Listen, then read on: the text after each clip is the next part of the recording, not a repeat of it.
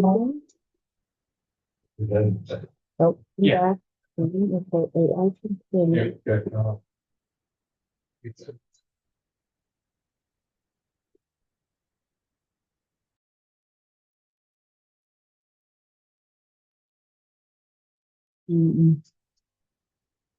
looking for the thing that puts the text?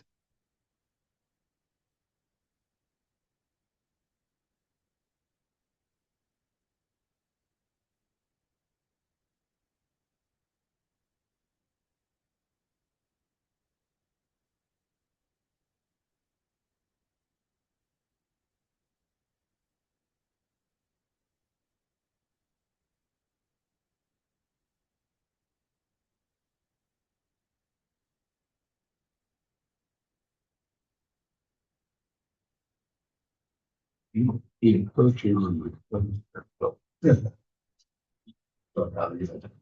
don't got so much space on the table. Need this in the middle? No, I want his voice better. From here to here and then back. Where is my, Anything then? what are you looking for? The part that No. the text that. Oh, it does, it records, it shows you what it's. That's good, okay. That's what I'm Transcripting. looking for. Mostly trying to keep up with all mowing on all properties. Okay, it's working. Okay. Okay, We're ready? we're ready. Okay, I've taken it 7 o'clock. Call this meeting to order. Have a roll call, please. Trustee Ice. Here. Trustee Melcher. Here. Trustee Swisher. Here. Trustee Kissel. Here. Trustee Lyons. Here. Trustee Teeperteller. There. And Mayor Bryan. Here. There. Have a pledge of allegiance.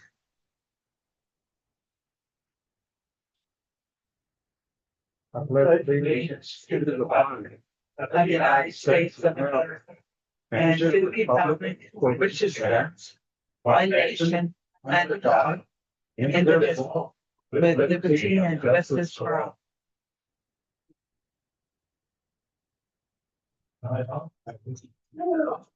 That's right. Additions to the agenda. Yes, I would like to ask the board to allow Teal Hempel and Stephanie Gonzalez from SECD to do a presentation during the public appearance time and waive the 3 minutes so that they can discuss the Prop 123 fast track program. Thus allowing them to leave and go back home. What's the board? I'm good with it. We need a motion on it? I don't think so. Okay. I don't think so either. Okay, well, cool. Approval of June 4th, 25 regular board meeting minutes. So move. That's second. Motion made by trustee Ice, seconded by trustee Kissel. Motion's been made and seconded. All in favor, say aye. Aye. Opposed? Motion is carried. Approval of a current bill subject to final approval of Finance Committee meeting Friday, July 11th, 2025. Second. Motion made by trustee Lyons, seconded by trustee Melcher. Motion's been made and seconded. All in favor, say aye. Aye. Opposed? Motion's carried. Notices of communications.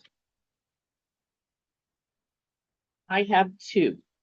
The first one, just letting you know that off of last board meeting, that Judge Bierhoff agreed to accept the dog fees that we had put on the agenda. And the second one is to let you know that Prowers County is not, oh, you're fine there, is not a sanctuary county. And if you want to see any documentation, I have it here. I was pretty sure they weren't, because when they came out a year or so ago with their ordinance for not being a sanctuary county, we came out with one for not being a sanctuary town. But here's some information if you need that to look at. Broward County's actually done this 5 times since. So. That was all I had. That updated a little bit when it- No other communication? Okay, public appearances. Ms. Nickville and Stephanie Gonzalez, please. I think this place is great for me, so I'll just stand up here. And then I have a few things to pass around, if you don't mind. Thank you. So quick introduction. I'm Teal Hemphill, and I'm the new, as of 6 months, director of the Southeast Colorado Regional Housing Authority, which resides under the SECED, which Stephanie Gonzalez is the director of. And our organization was formed basically at that 6 county level. So we have Crowley, Otero, Prowers, Kiowa, Baca, and Bent to support housing within those counties. I'm happy to answer any questions. If I go too fast over something, just wave at me and I'm happy to fill in the gaps, but I do kind of want to get to the point for you all because I know you've got a full agenda. So what I've handed out to you is a resolution that is on the first page that was passed by the town of Holly in October of 2023. I don't know how many of you were in this room at that time, but I know Cynthia signed it, so she at least was. But basically, this is very similar to a resolution that was signed by many of the jurisdictions in our 6 counties. And the idea was to opt into what is called Proposition 123, which was passed at the state level to collect and then fund affordable housing developments in Colorado. And then also to set expedited review of affordable housing applications. So the best way to explain that is if you go to the second page, number 3, it explains it pretty well there. So basically it's saying if there's an application that comes in for any type of affordable housing, it's asked that the town would make a decision on that. And it could be no, it could be yes, within 90 days. So that's how the state defines an expedited review. And just to make it clear, it's just a decision. Now, this really usually isn't a problem in the areas that we serve. We don't have a backlog of housing applications. So really, this was something that most of the jurisdictions didn't think twice about because there isn't a backlog of that. What I did is, and the reason I'm here tonight is to ask you to look at potentially amending this resolution. What I underlined are 3 knots, and I'm willing to definitely hear, and Cynthia's explained to me some of the reasonings behind the knots that were put in there. But essentially what it's doing as it stands is making the town ineligible for the funding in which this was supposed to make you eligible for. So what I understand, and feel free to correct me, Cynthia, as you know more about it, but what I understand is that the town of Holly itself didn't want to commit to things that it would have to potentially be held liable for either financially or administrative burden or that type of thing. Am I understanding that correctly? Do you remember? I'm not sure. What kind of financial things are you referring to? You're not sure? Not well, and really none. There isn't a specific charge for as far as using our services, other than SECED has a membership fee. I'm sure you know about that, but that's nominal. But yeah, I guess I'm just trying to understand too, and to see if I could clear up any questions on if you all would be willing to remove those knots, essentially. Because if you'll flip to the last 2 pages, the reason this came up is because we, on your behalf and on behalf of the other jurisdictions that have opted into Prop 123, have submitted resolutions of this type to the state to say, okay, we have eligible entities that have passed what you've asked, which is the expedited review of affordable housing applications. And they are awarding $50,000 to each entity to then use toward whatever affordable housing initiative you have. And so this is how this came up, is we had this copy of Holly's, we submitted it, obviously not reading the word for word, and they came back and said, actually, this isn't eligible because of these, 3 not statements. So that's why we're bringing it forward to you tonight. Just a quick update on our side of things. We've got, so far out of 22 of our eligible jurisdictions, we've submitted 11 of these resolutions that have gone to the state. And then we have 4 jurisdictions, so communities, towns, or counties that have accepted the funding. And so we're helping making plans with them to figure out how to use that. And we're asking for different ways to use it, whether it's on a blighted property of abatement. We're looking at lots of different ideas and different places. Yeah, infrastructure on a new lot that doesn't have that, So you guys correct me if I'm wrong, but what I recall with this is we weren't opposed to anything happening, but we weren't going to take the time to set a baseline, and we weren't going to take the time to create a policy. So we don't have a policy and we don't have a baseline, because what tends to happen in this town is and you guys correct me if I'm wrong, but this is what I remember. If somebody's wanting to build in this town, it comes before the board and the board decides based on each individual presentation. We don't have a set baseline to follow, and we don't have, not that we wouldn't expedite or help get something pushed through faster, but we weren't going to take the time to create a policy. 123 required everyone to set a baseline of, I want to build 2 houses in the next 5 years. They told us in the conversation, if you don't meet it, oh well, you just aren't eligible for the next 1 year to pursue Prop 123 monies. But that's what the baseline was referring to in that Prop 123 offer.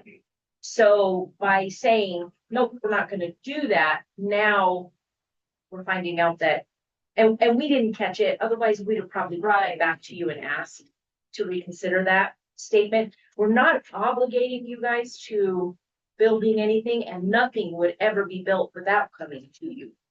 An expedited review just gives the statement that says, we're not going to hold up a project for 6 months. Right. It's just saying, you're going to review it, it's going to be 90 days, we'll turn it around to you and give you a decision of yes or no, you can build. So that's what this policy is. And it makes you eligible then for Prop 123. What I have problems with is on the next to the last page. At that time, when you come down here, you were asking us to commit to 6 units by December 2026, and there was no way in the world that we could. No, and That's what it says on this. yeah, you're right. That was the baseline. But the baseline, it's a wish list number. Nobody in the state has met, unless you get up into the city areas where, construction is always going on. Nobody in the rural areas has met that, and there's no penalty for it. And I think another way, we've picked at this a lot as our organization, because all of us around here feel like that's like, we're not going to build, in Holly 6 new homes in a year and a half. The good thing is, just normal sale of houses around here typically qualify because they're at a lower price than, say, what the average cost would be up on, what they consider to be affordable. So like it's called naturally occurring affordable housing. That's going to count toward all of our communities. And also we are able to combine those we're not expecting, honestly, to meet Prop 123 baselines in any of our counties.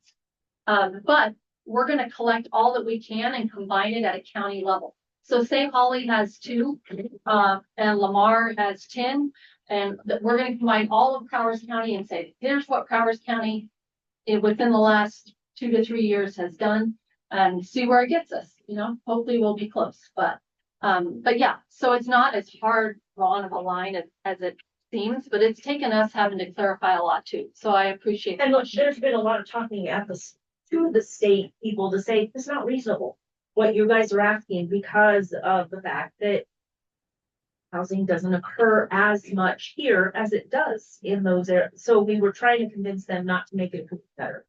You can't back us into a corner and say, nope, you didn't meet what you said you were gonna meet. And so they understand that. They really do. But having this tool in place makes you at least eligible for it. Well- And we would not put that back on you to have to crack it. That's what her job is. And the But my- 50,000 does what again? So they're kind of coming up with that, actually. This is new funding.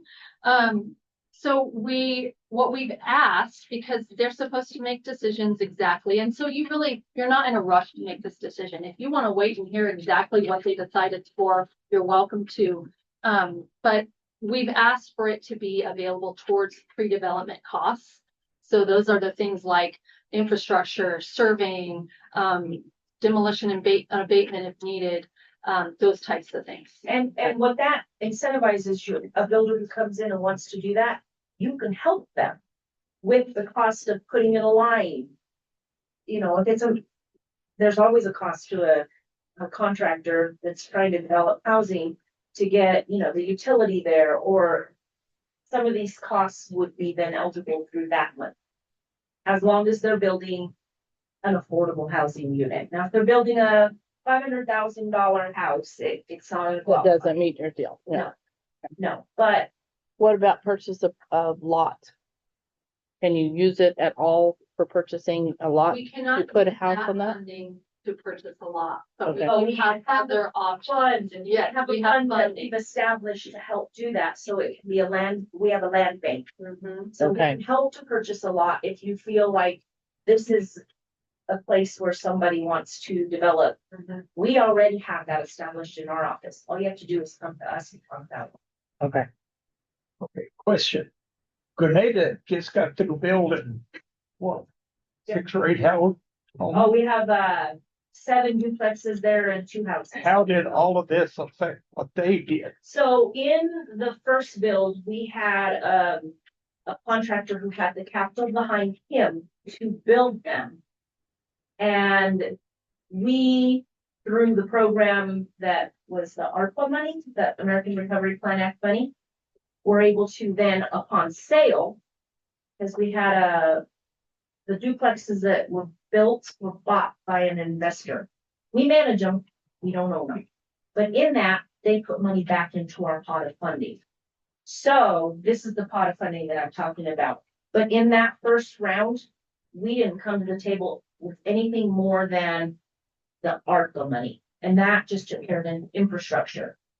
The contractor came in with his capital behind him. So it was $11 million that he had a bank loan for, and he built it.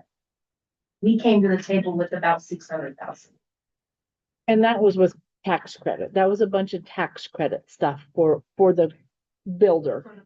And that's part of why those investors were bringing that in. Oh, okay. Because They were getting major tax credit. credit. Tax credit was the incentive to That get. was Incentive for them. incentive to help build it. Exactly. Yeah, so that's how that got built. It wasn't because Right. SEC doesn't have the money to do that. But none of that is gonna apply to this No. No, 123. no, Not right now. but no, this just gives us the opportunity to have another funding source so that if we have a homeowner that comes in and I want to build a house in Holly, they can qualify through Prop 123 funding. This funding through the $50,000 could even help them to take care of some of the pre-development costs with their own contractor. We're not going to be the ones seeking the contractors. contractors will come to us and say, you guys have available to help us build. But the $50,000 makes it easier for us to help with that. So I just don't want you guys to not be included. This is why we're, Yeah, it's really why we're here, you know, when I came on, you know, I got a good map of here's where houses have been built. So then you see within each county, okay, here's where they haven't. And so Holly is that, right, in Powers County. There's been a good spread otherwise in Powers County, but Holly is the place that there hasn't yet. So that's why we're here. our focus is to try and get housing into the areas that didn't get. Or wait, we did a affordable housing grant there and they got 28 doors over there, so 14 duplexes over there just recently. In other words, you're telling me there's an incentive out there if they participate to help them with utilities or buying the land and everything required.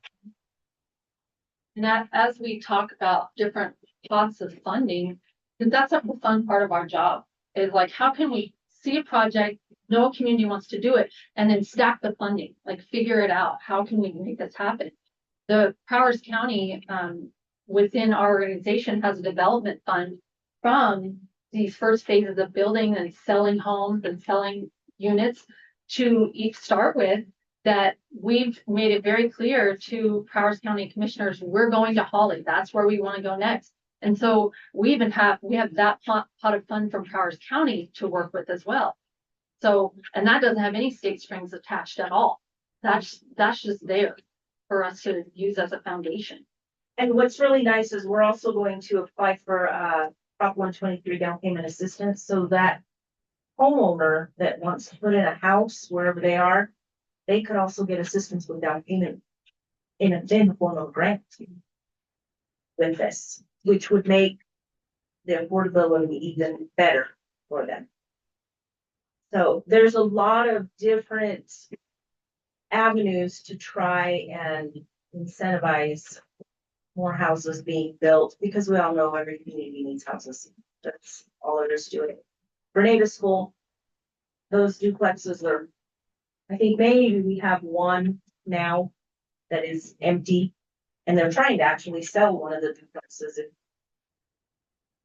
anybody is interested, just in a different manner to see if to do them as condos. You know, so I don't know. It's just, we just want you to be aware that this is an avenue for you to have your ability to incentivize development with whatever contractors you want to use. We are not trying to do another big, my hair turned gray because of that project. So we'll just leave you with that. I'll leave you with my cards and you guys can reach out with any questions. This is a $50,000 grant. Yes, Yes. What's the match? there's no match. No match. As I always tell anyone and everyone who can listen, I've been dealing with grants. Cynthia, you've been in that office before. When you have the opportunity to go after a grant, take the opportunity to do it. Do it, because Yeah. if we don't take it, I'll Someone guarantee you it'll go the other direction. Well, and especially where, you know, I want to support you in the administration of it. You know, that's what my job is to administer it. So you're not the one having to do the reporting and the management and the audits, like that would fall on me for this particular type of thing. Up to $50,000 per home. No, it'll be just one pot of funding that comes in at 50,000 Right, for And- this round. for this round. Yes, Whether you do one house or 10 houses. right. But it's to help with whatever incentive. Maybe you give them an incentive for I don't know, what are some of the examples that they gave us for the redevelopment costs? What period of time are we talking about? They haven't said that. Really, that will be up to us when we say our communities could use this in this amount of time. So we want to make a reasonable decision within the communities that have accepted this, and we'll set that timeline ourselves, which is kind of exciting. But there is additional grants, like more and more comes to mind that could be stacked here. We're applying for another round of grant funding that would basically give $70,000 per home built that's sold to home buyers that are 100% AMI or less. And that is something I've had to get used to, but it's an area median income and it's pretty And there's a Hi. lot of people who, high. Is that part of that 75,000 that you were talking about? If you bought a $300,000, if it was a $300,000 home, they get $75,000 as the purchaser, which lowers them down to 225 is what they have to pay off. Well, 70 is the amount, but I don't know if that's something. Is that kind of the same 70, deal? it's the same setup. The same setup? Okay, So that's I where don't know we what make the it. numbers are. okay. That's just what came out the first time. Okay, And that's why I was well, asking. right now it's 70. Okay. Yeah. So anyway, but yeah, 100% AMI. So basically for one person, that's earning 71,000 or less. And then as you raise the number of people in your household, that amount goes up. I mean, it's a hefty amount for around here. So They have finally adjusted us because they used to really keep us as really low income type. And recently, because we made enough noise in the state, they've adjusted those levels to be more reasonable because it's not cheap to live. You know, so they have to understand that AMIs are very, the area median incomes need to be comparable. yeah. So I guess we'll leave you with, definitely reach out. If you've got more questions, you have ideas, throw them at us. Yeah. And if you would consider amending that resolution, that would get us going on this 50,000 for you all. And, yeah, whatever you If can we do any buildable lots, we can sure see what we can do with that to help. Yeah. And then just one last note, congratulations, you've got your mini grant is awarded. For the theater, Both of them? yes. I listened to that. Okay. Yeah. And then I did the happy dance. And then we had goodies, it's just not gone because we're celebrating. And obviously, one of the things, if I can help with any of the tiny home effort in any way, if that's something you guys are looking at, bring me into the conversation. I'd be happy to see where I can help within that funding stream or planning, whatever it would take. Okay, thank you. Thank you. Thank you. Thank you. I'm running back and forth between meetings, so I am gonna. Okay, I'll- Thank you, guys. Drive careful. Any other public appearances?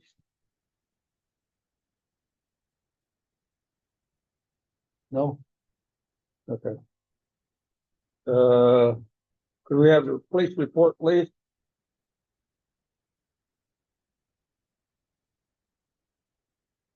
Okay, we responded to 51 calls for service during the month of June. We have, our visitor log shows, 31 for the Holly office. Visitor log for Grenada shows a total of 106 for June. We went ahead and, had 39, includes one visitor for June, so I don't know why we have that other in there, but my clerk put it in there for me. Officer Pedro's worked 58 hours and no minutes in June. Officer Dunnigan worked 38 hours and no minutes in June. I worked 50 hours and no minutes. I had 27 hours and 30 minutes that I had an unpaid poly time. JAG officers worked a total of 173 hours and 30 minutes for June. Police Clerk Pierce worked 160 hours for the PD and 5 hours and 30 minutes for the DA time. Unit 3333, which is a Holly unit, has 126,424 miles. For the month of June, we put 406 miles on it. Unit 1717 is a Holly unit, and it has 128,304, and we put 584 miles on it. And, my unit 9859 has mileage of 122,438. And I put 1,441 miles on it. We got a total miles for the month is 2,431. We had no summons in the Powers County Court for June.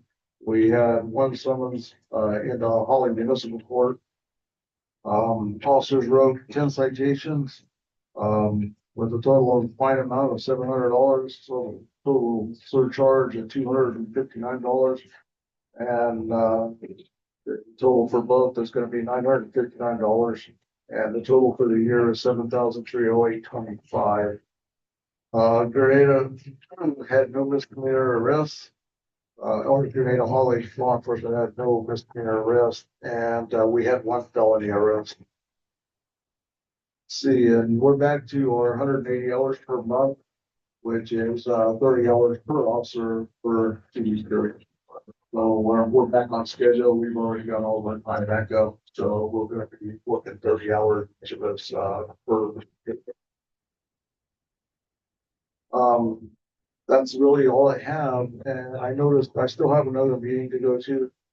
I had to run over here for this one, but I noticed on the agenda that there is a letter of concern to town of Grenada regarding law enforcement.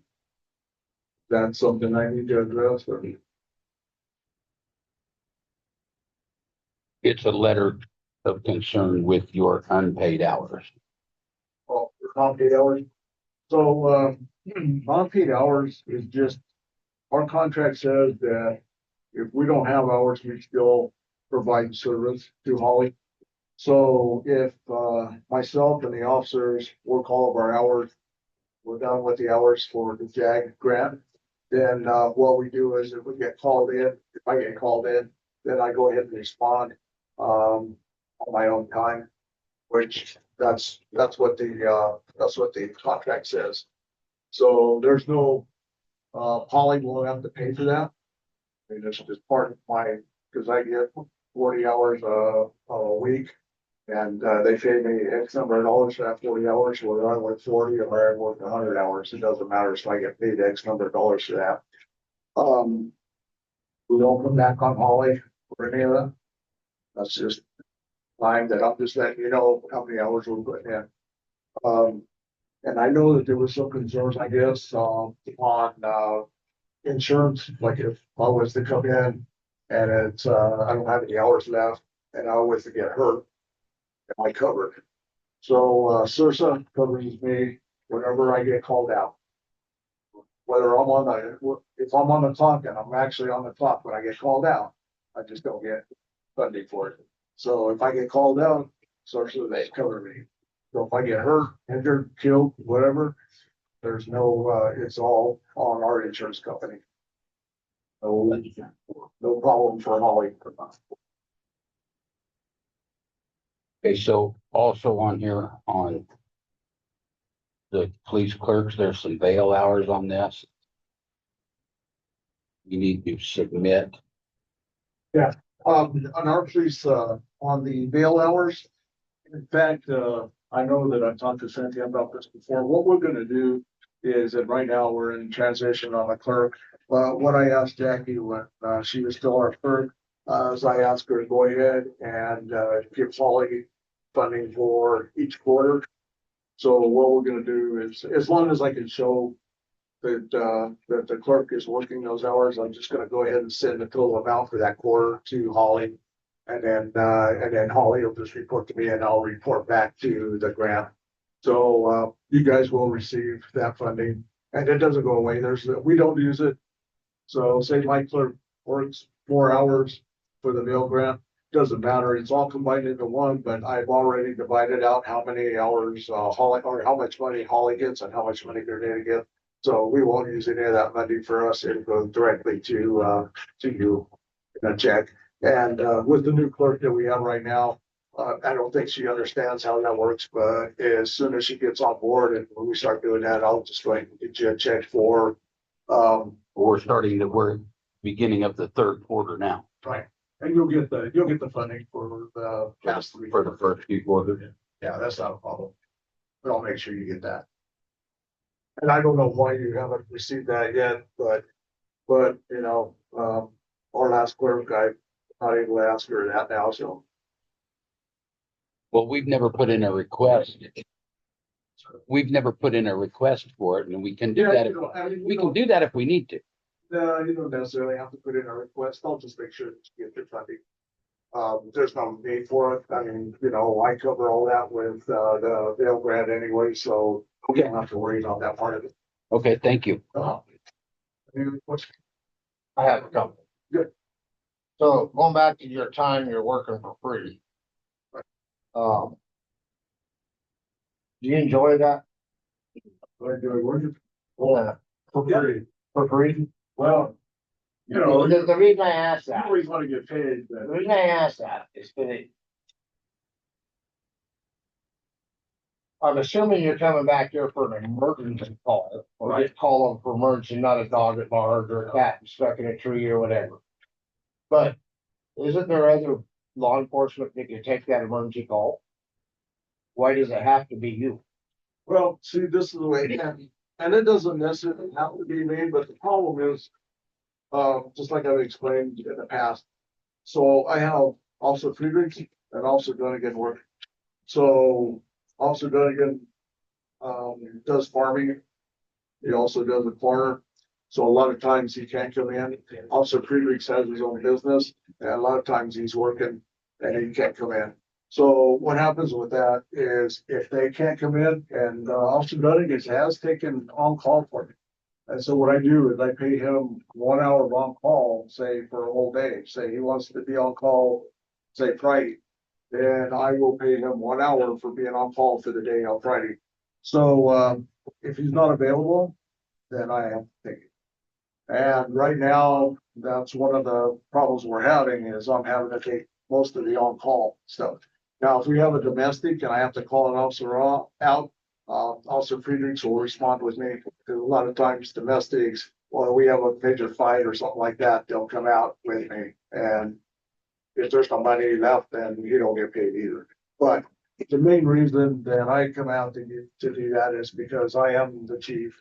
And so therefore they're busy on their lives, and I don't, I told them, I'm not gonna make it hard on you guys as long as you guys will work with me.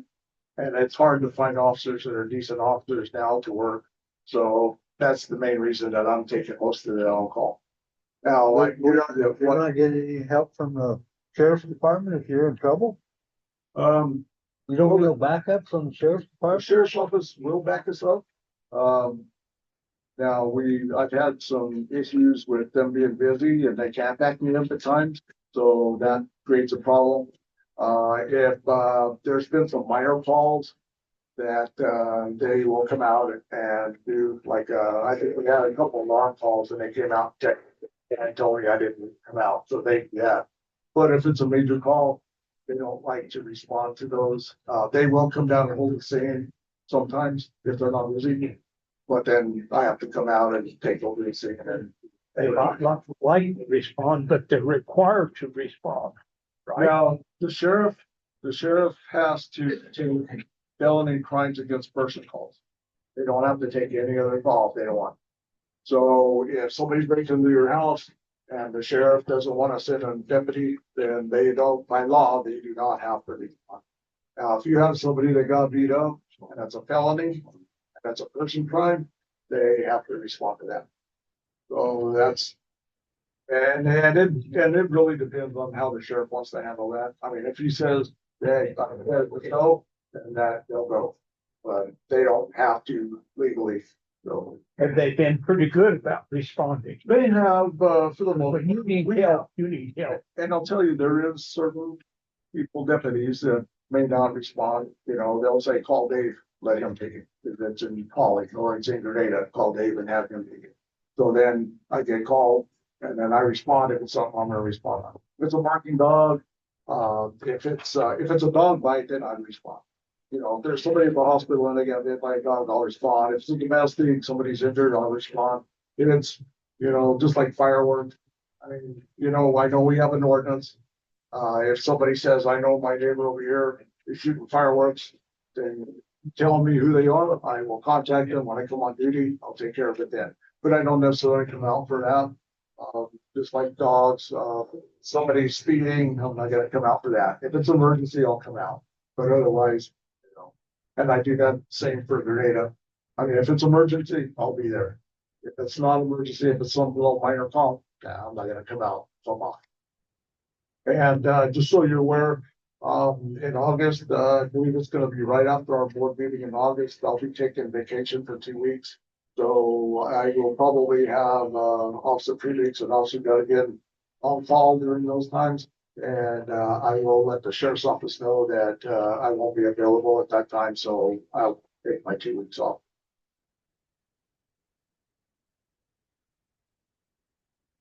And my other question is in that report, every speeding ticket that was written was 39 and a 30. Is that unusual? That everybody drives at 39 and a 30? So let me explain, Officer Felix. So when an officer contacts a vehicle, it's up to us on how the officer on how they want to do it. If you're doing 40, and I personally, what I do is if you're doing 40, then I write you for 40. Okay, I don't lower the ticket. So I can give you a warning by law. I mean, that's my choice. But I think that if you're doing 40, I'm gonna write you a ticket. If he's doing 40, I'm gonna write him a ticket. So there's no controversy. If he's doing 39, I'll give him a warning, maybe. You know, if I clock him 39 3 or 4 times, I'm gonna end up writing him a ticket. But what Officer Friedrich does on his tickets is if you're doing say 48 miles an hour and he stops you and he says, okay, you know why I stopped you? You say, yeah, I was speeding, I was going, X number. Sometimes what he'll do is he'll tell you, all right, what I'm gonna do is I'm not gonna write you for 10 over. I'll write you for 9 over. You'll get a ticket, but you don't get, I think a 40 mile or 10 over is 184.95. So if you write it for 9 over, it's 25. yeah. So that's the difference. And that's one thing that I don't do is well, if you do a 10 over, I write you for 10 over. So, and then, I don't really tell the officers they have to do it that way, but Officer Friedrich does his that way. Well, I think as a citizen, everybody appreciates any break they get, make no mistake. But I guess when I read the report, I thought, well, what if the radar's messed up? What if the guys trained in operating the radar? And then I wondered what the judge would say if they had 10 people walk in and they was all written from 39 and a 30. Would they just say, well, something's wrong, we're going to dismiss all of those? Or you know what I'm saying? And I'll be honest with you, in my opinion, yeah. I personally, I don't care to do it that way. But that's the way he does it, and he writes a lot of tickets, so I don't say a whole lot about it. But it can create an issue. Just like if I give you a ticket for 10 over and I give him a ticket for 9 over, and I normally don't, then he may come in and say, hey, you gave that guy, you didn't give that guy a ticket for 9 over, but you gave me a ticket for 9. So it creates a problem, and I understand that. And I've talked to the officer about that in the past, and that's the way he wants to handle it. And I'm not gonna get too crazy about it, but. And it does, I mean, to be honest with you, you have X number of revenue coming in. If we're writing everybody for 9 over, then you got less revenues coming in than you would if you write it for 10 over, so. All right, I'm done with my questions. Whatever you think, I gotta go to another meeting, so see you guys. Thank you. Thanks. Administrator report, please.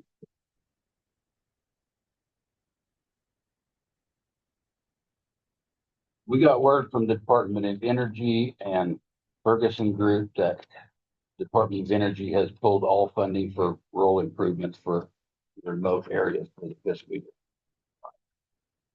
Not the news we wanted to hear, but that's what they did.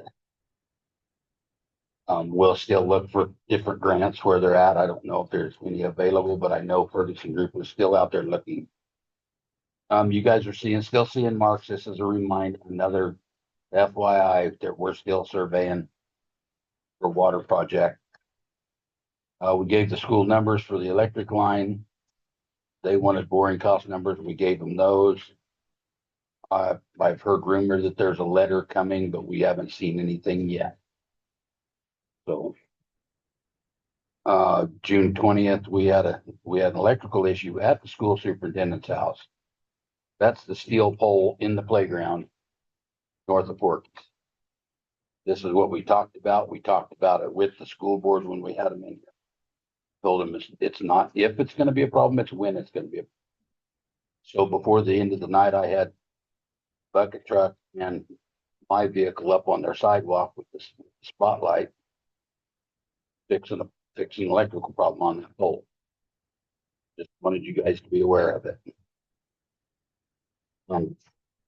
Short of taking the backhoe and running their fence over, it was the way to get into it. We've been trimming trees specifically on the north end of town around the old Mormon church and Lenny Thompson's house, that area. That's where they were really bad. So we're trimming those. We're just going to continue to trim them. School baseball field water. There is a letter from Phil. Should have been in your pockets for you guys to see. We'll cover that. And we'll cover that later with you guys. We're still waiting for parts for the Shanner School playground to do the water tap on it. Nuisance letters are going out for weeds and dogs. And believe it or not, people are actually cleaning things up once they get a letter. Raymond and Victor went to La Junta for bucket truck rescue training. That was put on by the city of La Junta Light and Power. And they said it was good. The Searsa walkthrough, this is kind of a repeat, guys. We did get their list of stuff, and we're just about done with that list of stuff that they wanted fixed. Sanitary survey is Department of Health inspection of the water system. They came up with 4 items. 2 of them were fixed while they were here. 2 of them were paperwork items. One of them was a tank water tower survey inspection thing. It needed to be upgraded. Nobody had ever changed the names from JW and Megan, so it's kind of a paperwork issue.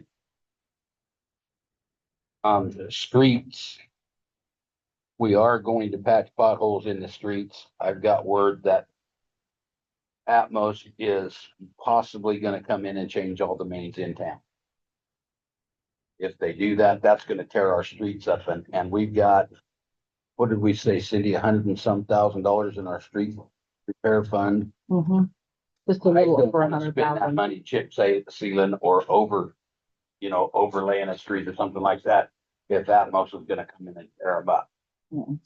I'd rather wait for them to tear the street up, match what they tear up, then come in and fix the street. But that's not gonna stop us from patching potholes. Have you heard from them? When they're I gonna do I this? have not. They got streets marked everywhere. Yeah, exactly. Marked everywhere. They don't usually touch the street when they tear it up. They do, yes. Not great. But it's minimal and they'll patch their trench. They won't fix the whole street. When That's they don't fine. make it smooth, they leave. Yeah, it's kind of a mess when they do it. Yeah. So that's just that's what I'm hearing. If we freshly overlaid the street, they come and tore it up, it would have holes and stuff when they were done. Don't, that doesn't have to be approved somehow. I mean, Yeah, it would have to be, it would have to go through me. I would, when they patched them before, I looked at them. Yes or no. And they do come in and cut them out and, cut straight lines and patch them back in. And then, they, The only thing is that with chip seal, they're not gonna chip seal. Right, over the right. top of what they would patch it and that's it. We have sewer line, you're gonna go over this with them later too, sewer line cost estimates for sewer line and manhole replacement. We'll go over that with you guys here in a little bit. Well, we can discuss it further. That's it. I have a couple questions. When Absolutely. you put the bucket and their vehicle on the sidewalk, was there any property doing it? Oh, I know there was some ruts in the playground. And that couldn't have been avoided, right? Okay, No way. okay. No way. And those, search and walkthrough, can we get those inspections and the CDD inspection? We get a copy of them. Thank you. And about the rest of it. I'll get them to them. Thank you. Do you want that copy? Do you want to keep that copy? Well, I'm all right. Okay.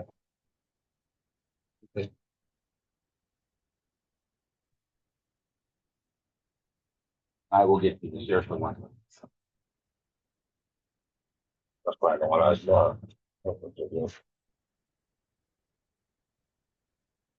That's it for me.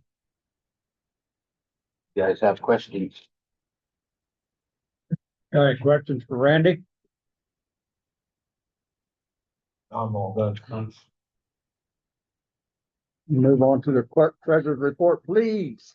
Okay, I'm gonna send balance sheets around tonight instead of generally the account balances. I have had major computer problems today. And so I didn't get those printed, trying to fix everything. What I want you to look at, it's the same thing as what I would have printed off. Here's all the account balances. Ignore what's in the box. This one is the general fund. Ignore what's below the line. I'll send this one this way. This is the utility. All of the funds are above the line. So it still tells you what's in the accounts, okay? Just on a different piece of paper. While that's going around, did anybody or does anybody have any questions on financials to start with? And whenever you get, well, never mind.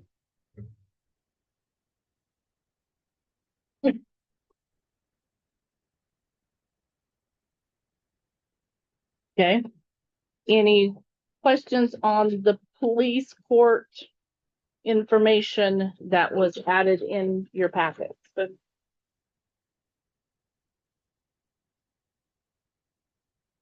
Well, we're paying 2 officers. They don't write no tickets.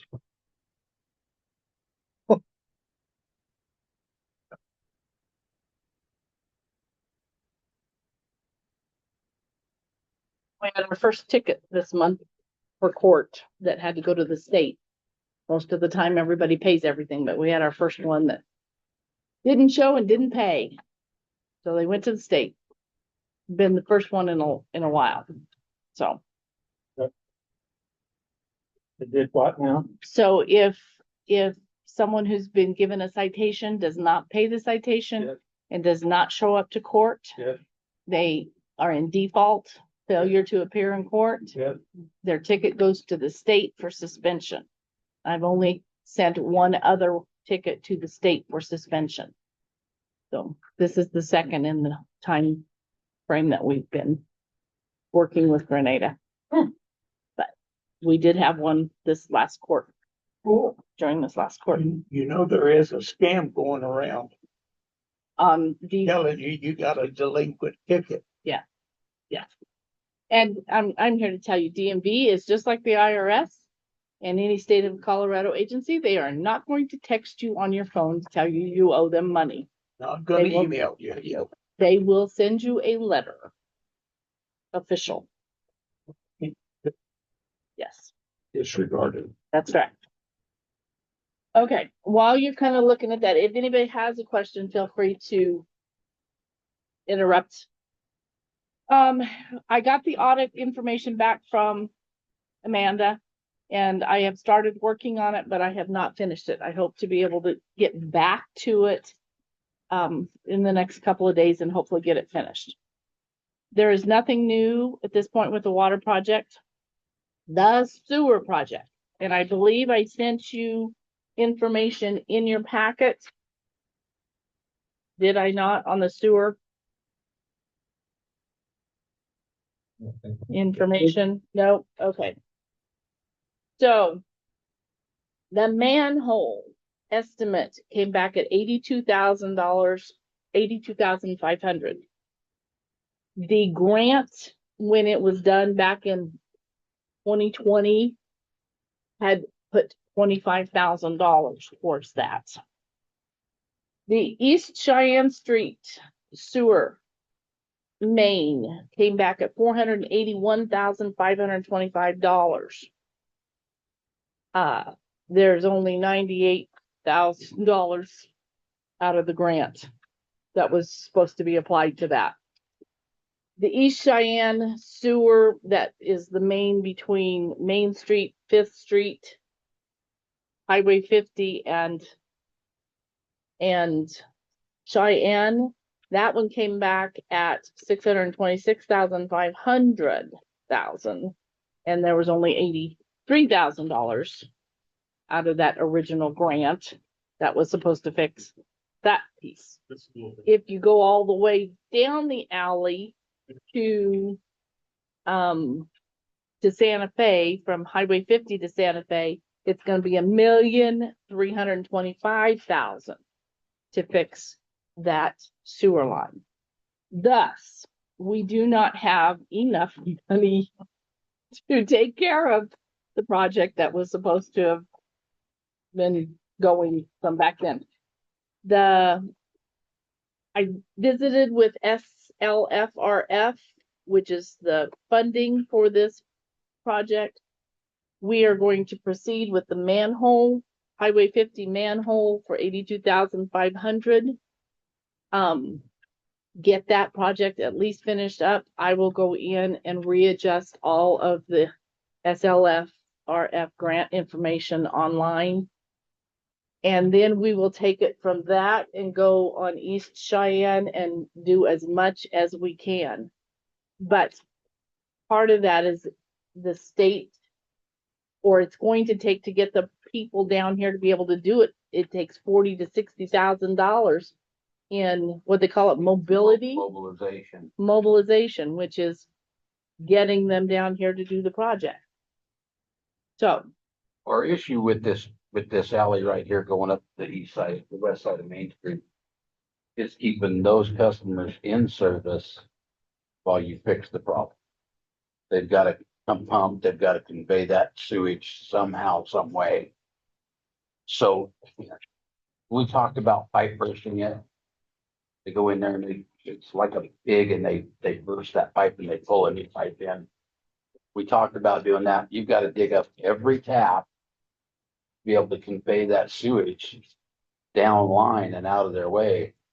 Once you dig up each one of them taps in that little narrow alley, you just as well open cut that and be done with it.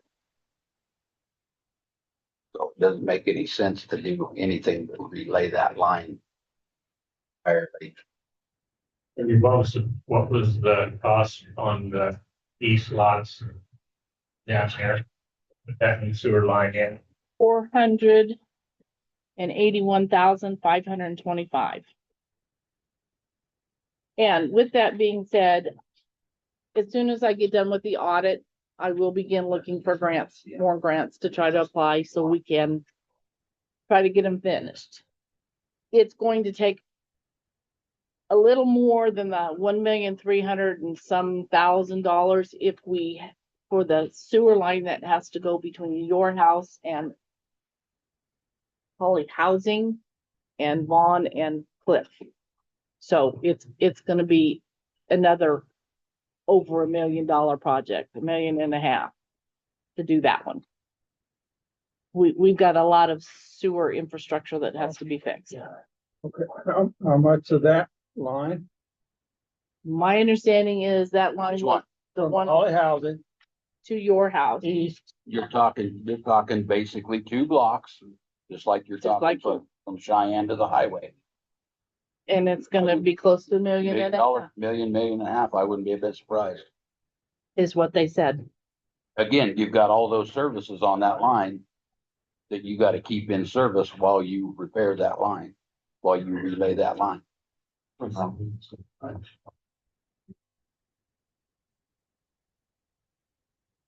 I mean, we can't just go in there and say, okay, Vance, we're gonna shut your water off for 2 weeks while we relay this line. We'll bring you a porta And potty your and set it in your yard. Well, I got a big enough yard. I know Mavis well enough to Denny. It won't fly, yeah. Probably wouldn't fly with me either, actually, so. How long is it gonna take to do that project? You know what? There's so much crap buried in this alley right here that, I mean, there's telephone lines and gas lines and everything running down that alley. It's gonna be a mess. And that alley's narrow anyway. You don't have to dig up mine. Yes, you have to get access. Yeah, that's what, and then you gotta dig up every tap out there. Yes. I got a great video of it if you wanna come waste 2 hours of your time to watch it. That one out here, we've had trouble with it all the time. Yeah. Yeah. And that's whatever we're gonna do, we'll fix it. Not. Spends money. So which one was planning on doing first? The manhole. The manhole at 11th on Highway 50. Yeah. That's an old, and as you know, Vance, that's an old brick manhole, It's an old brick manhole. and It keeps settling, it keeps falling in. Yep. And that's, but on that one, you gotta do CDOT permitting. You gotta do traffic, you gotta have traffic control company come in and do a traffic control plan. And have them, if it's gonna take flaggers, if it's gonna take whatever. Oh, it's right in the middle of the stinking highway. and it's the only one we can complete It's the only one we can do, but to help with the grant. even though that's the only one we complete, my biggest fear is that's a brick manhole. And if it collapses today, we're in deep trouble. You're gonna have a hole as big as this office, yeah. And We full gotta of. keep the highway open. No matter what you do, you gotta keep the highway You open. gotta keep the highway open. That's what it's all put in. It's a good idea to go down the highway with that, right? Well, the highway may have been dirt when they put it in, so. And, Model A's are smaller than. Put in back in off too, yeah. Everything was, wasn't it? Okay, if you guys are good, I'm gonna skip the next two because nothing really has changed at this point. CCOG grant, I applied for 2 CCOG grants. One to help out the swimming pool with the equipment storage building, and we received that one. And the other one is to help get the ramp put on the Holly Theater building and landscaping that pocket park that got destroyed. How come we're doing that? Shouldn't the person that destroyed it replace that? Well, we had that discussion with him and. I don't know anything that was before my time, so I It don't was know. Before my time, but when I talked to him, his attitude was, I didn't tear nothing up. It was messed up when I got there. Well, we mowed that, we watered that and mowed that. Yeah. And there was nothing wrong with that pocket park. Nope, there was And the not. fence was put in and picnic table there and all kinds of things. And his, But when they fixed, and his contention is he didn't mess it up. So, well. And if you look at what I did, we put the fence back up yeah, and we went 7 foot away from that building. We put a piece of safety fence down that line. And when I talked to him on the phone, I told him, I said, I'm gonna put the fence back up in the back. I will leave you a 7-foot runway and you stay off the rest of that park. You'll have to clean up any of that mess in that 7-foot runway, because it's clean now. Now, the problem is Derek paid him in advance When he hasn't come back. and he's never come back, so.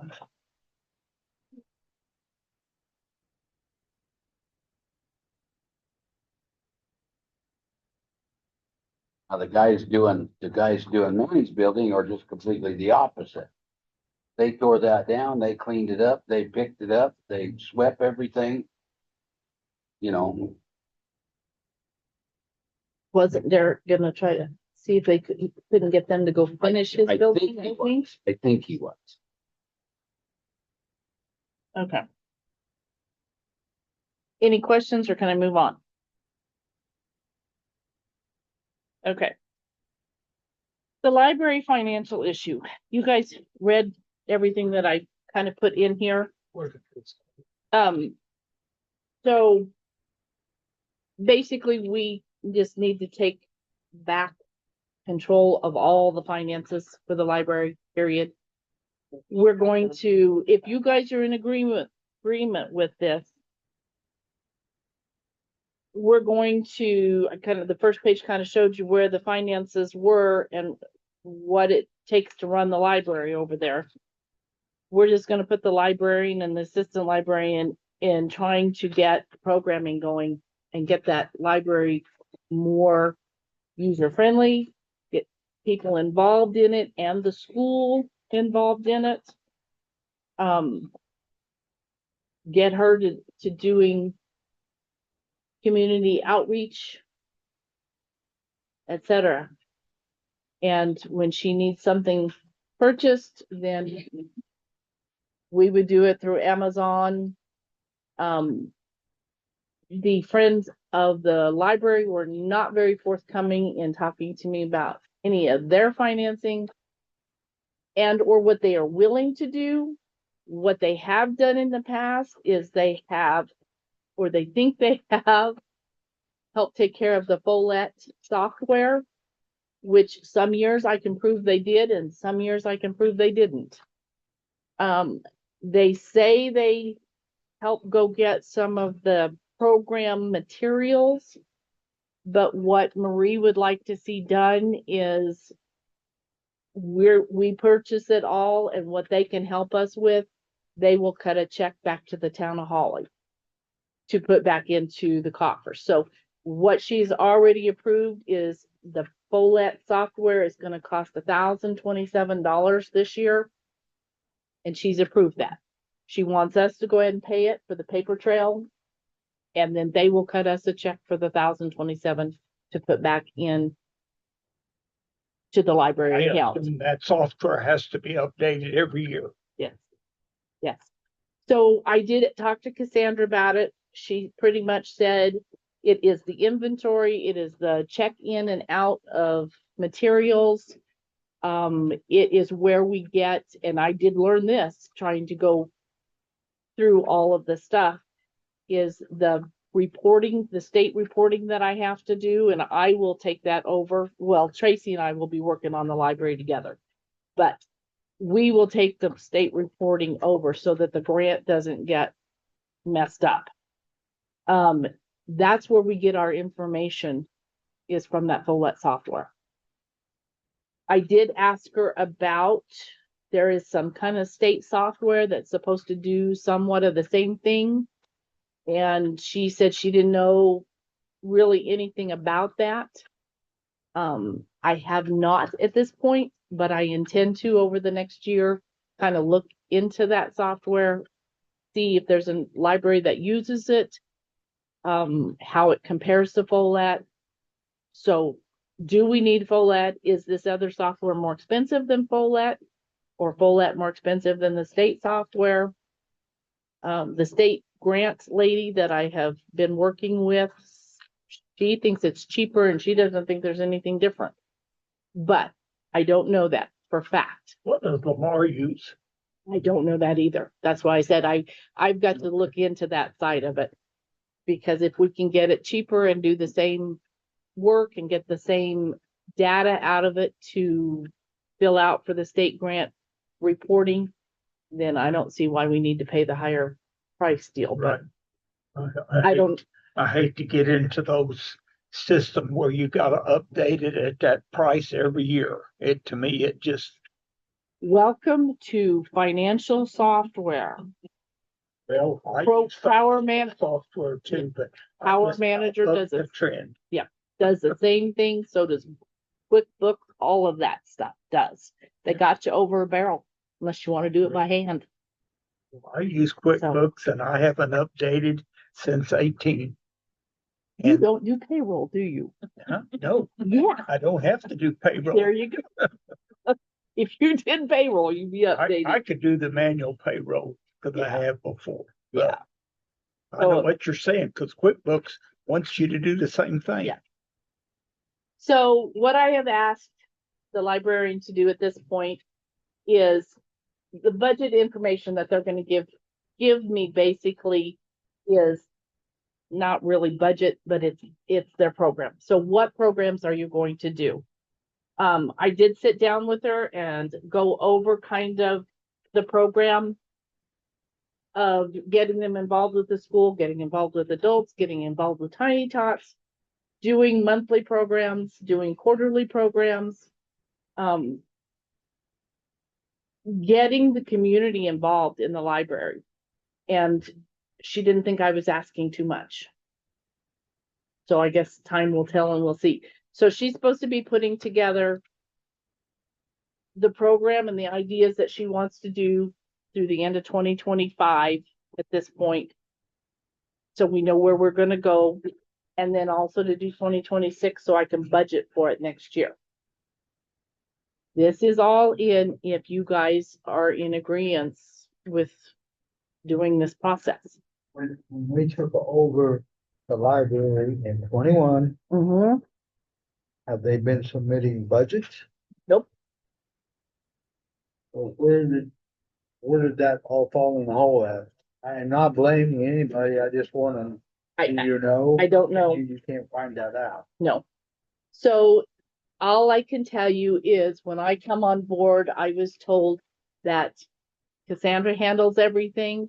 She'll turn a report into me at the end of every year. I tie that to my books, to the two bank accounts. And it has the audit information on it. And When they come to us before and said, we're broke, will you take it over? Here it is, we took it over.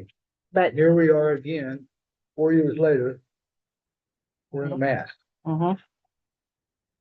so And it's the friends of the library or whatever they called, they obviously they haven't been doing what they were supposed to do. so I don't know what they were supposed to be doing, and they don't divulge anything to me, actually. I don't know what they do over there. I know that they were Cassandra told me at one time when they were paying for the payroll over there, they were taking all donations. They were doing fundraising. So they did the Holly Hawket, if you remember, up until I think last year, and they didn't do it last year. And so they were taking all the money for all of that. The only thing I can get out of them is that they were supposedly paying Follett software, and they were paying for program materials. Other than the summer reading program, since I've been here, you correct me if I'm wrong, but since I've been here, the only thing I've seen program wise is the summer reading program. When Cassandra was over there, they homeschool, and so they had a homeschool group come in, and she would do science projects and projects with that. She did the reading, she did a thing on Friday mornings that wasn't homeschool. It was like to bring the readers in, and she did arts and crafts, and she did things tied to books. She had that going on Friday mornings when I had first started still, but that Yeah, didn't transition So over. what you're telling us, the friends of the library just wanna pitch in that's kind of how they put it to me. whenever they want. Whenever they want, whenever they think they have the money to. They are leaving the $500 that they put into the account to help get the library grant books purchased, so we didn't lose the grant money. They are going to leave it in there so that we can continue to purchase the books with the new grant funds and not be in the hole we are. But we're also going to change that. So as soon as we're awarded it, she's going to purchase, or she's going to pick her $500 and some worth of books, tell it that she has them picked. We're going to send it out. We're going to get the request. I'll do the request. We'll get the money back in, and she can pick the next $500 worth of books.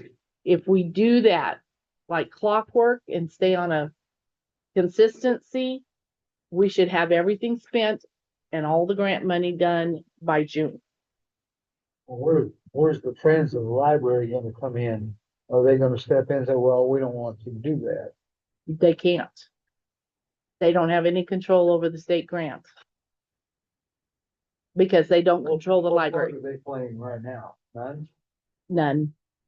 The only thing they're planning to do is hand over some money when they think they have money to do it.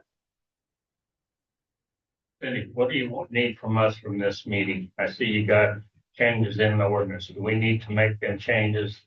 Is that what you were Yeah. recommending? What this is what I'm recommending that we do. I have just worked with the librarian and she can't do the financial stuff. And I think it needs put back here anyway. We need in control of that.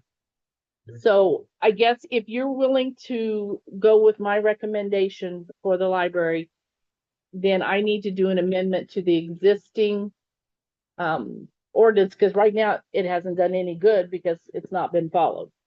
So I need to do an amendment so you can approve the amended ordinance at next month's meeting.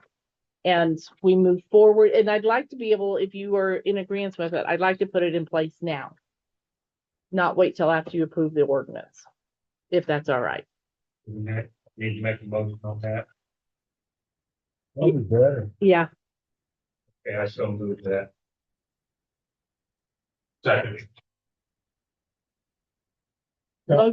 Motion was made to accept the new library program by trustee Ice and seconded by trustee Kissel. All in favor, say aye. Aye. All opposed? Motion's carried. And you're gonna have that ready for us to do the official reading and everything next meeting? Yep. I just kind of wanted to inform you guys, Candy and I went to a liquor license training. We are following all the rules and have been. There's a couple of new changes that are coming, or they have been put in place with House Bill 24-231.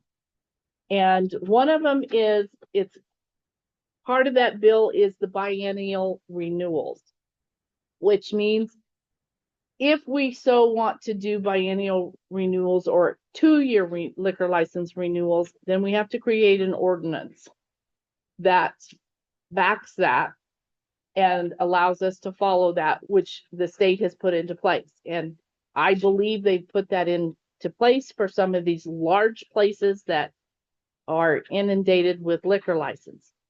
However, it does state that local licensing authorities are not required to abide by this biennial renewal.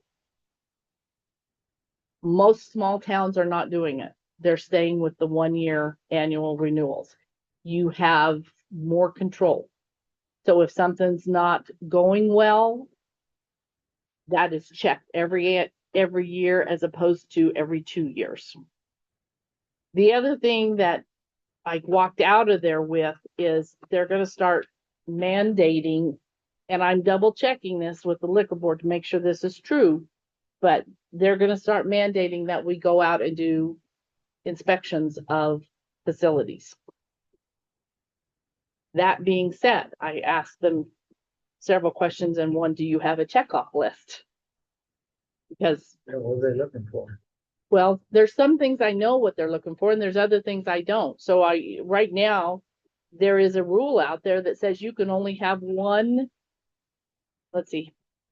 So if you, I don't know how to do this very well, and I don't walk into a liquor store, so I'm not real good at this. Okay.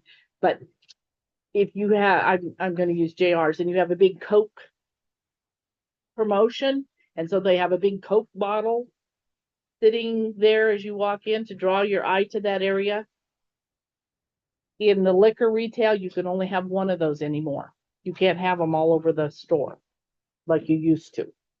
You have to be able to walk in and see all the way across the store.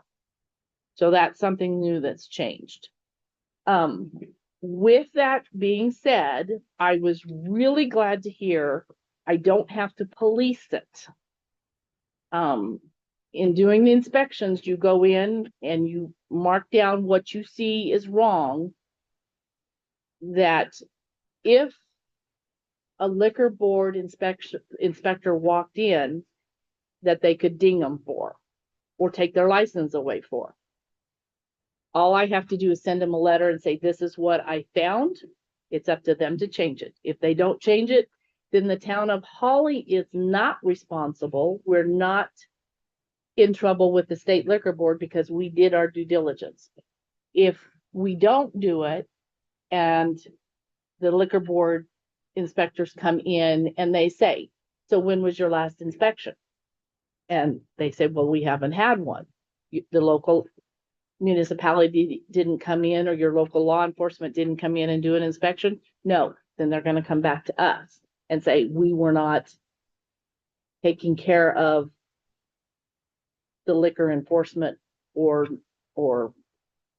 department well enough, is what they're going to say. It's going to be a negative on the town, and that's what we don't want. Making the town more responsible. Yeah.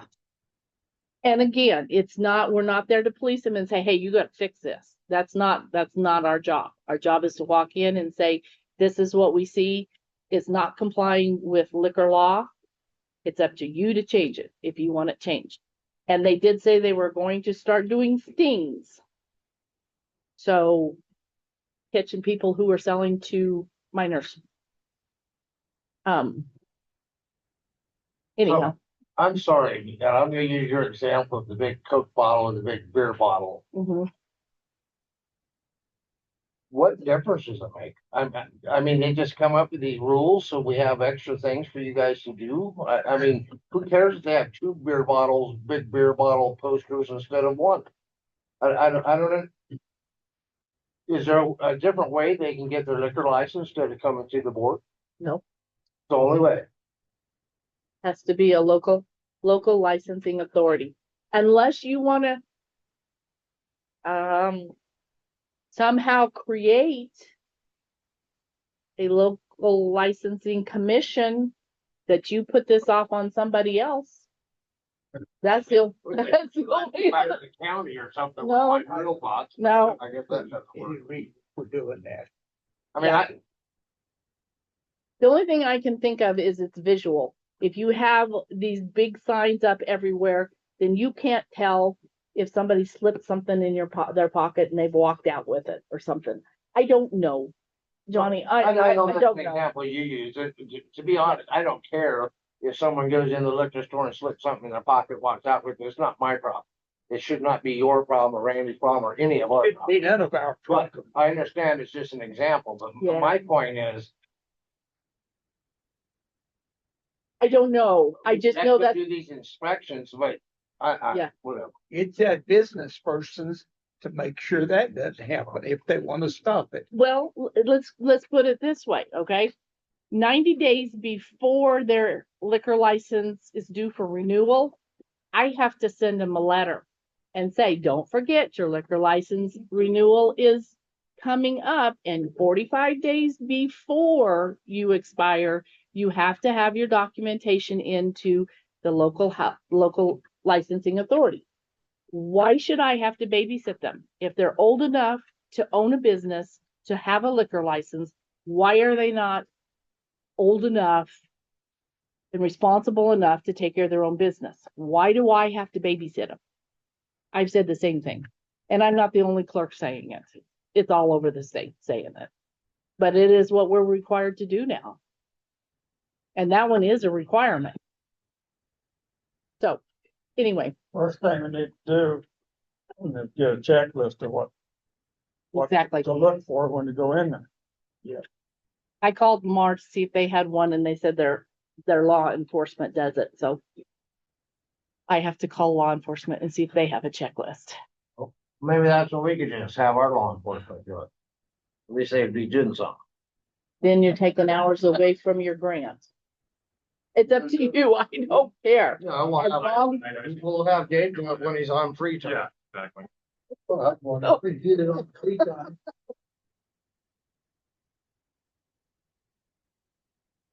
Well, I'm thinking, That will be whoever is in charge of dealing with the law enforcement and setting that in motion, if that's what you want done. Okay, I'm moving on again. So now that we're going into and unless we absolutely have to, I don't necessarily want to tackle this either. It's just another one of those things. There is an ordinance that we can do for remote participation that states what you can do remote participation for. There are other entities, municipalities that have an ordinance for this. Do you think I need to spend my time trying to worry about that right now? No. I would not. Okay, marvelous. Personally. that Is would be everybody my- else okay with that on the other end? Okay. Has anybody heard? I talked to Lamar. I called Austin and asked him. It's called State Governance Law on Wildfire Resiliency and our responsibility towards having a plan in place for this. And There's the wet stuff on the red stuff and call it good. put the wet stuff on the red stuff and call it good. Okay. Anybody heard of anything like this? Okay. Because in part of it, it says we have a responsibility to create this plan. The state does, and in part of it, it doesn't. Mr. Ice, can I beg you to kind of help look into this? You do a lot of research and looking into it. Do we really have a responsibility to do something with this, or by state law, So or they want a written plan, they want a written plan that says you get a call on a wildfire and you're gonna respond. They want that in writing? Was that what you're saying, Cindy? I think it's resiliency. It's how well are we prepared? We as a town, how well are we prepared for a wildfire to happen in this area? We've all got garden hoses. Well, we do. Yeah. You got water in your water tanks? Again, how many people work or help with the fire department? how much of this comes from Boulder and the big fire up there that destroyed subdivisions? Another, the state creates a lot of laws that deal with front range issues that they force on the rest of us. But, Well, that's what it sounds like to me. well, that's what I thought when I first read it, but Every time I light a fire, your fire marshal here comes and inspects it. it flat out said we had to do a resiliency plan. I bet if we go back to the inception of the fire department, the plan's been the same. And that's When you get called out, you respond. No, that's a pretty good plan, I would think. Yeah. okay. I put on here to do a web page update. Can we table that till next month? This is taking so long. Has anybody looked at it? Yeah. Yeah, pleasure. I do. So if you want, get on townofhollyco.gov. That's where the new website is found. If you want to get on and kind of take a look at it, we still have some tweaking to do. There's some information that he has in there that's not quite right yet. That Even if you type in the old one, it automatically takes you to the new, does what I was it. thinking. Okay. I was thinking it went there the other day. because mine did on my computer. I went to look at it, clicked on it, it's like, oh, here's the new page. Cause I had the old one bookmarked. Looked at it, not that it's good. I think it's the possibility of expanding it on each button. Looks good to me, simple. Yeah, he's done some good work. Marvelous. Okay. I'm done. Oh, did you want to do the biennial? Or just stay as we are with the annual on the liquor license? Stay as we are? Thank you. Okay, I'm done. Hallelujah. Yes, I bet that come back down, I forgot.